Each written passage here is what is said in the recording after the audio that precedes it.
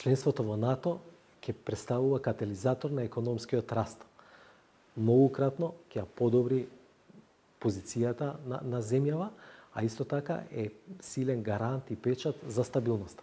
За инвеститорите тоа е најважно. Кога тие имаат доверба, вложуваат, отвараат нови производни капацитети, отвараат нови работни места, тоа не само што го забрзува економскиот раст, туку и го подигнува животниот стандард на граѓаните.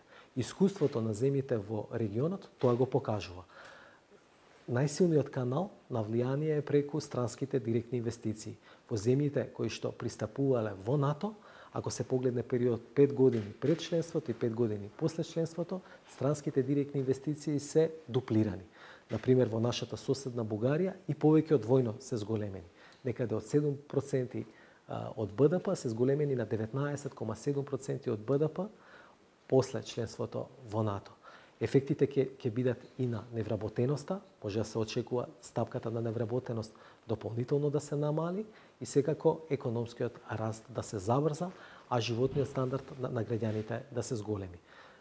Веќе големите финансиски инвеститори ова го препознаваат. Тие гледаат дека земјава се движи во позитивна насока, гледаат дека економските политики се правилни, исто така дека финансиската стабилност е остварена.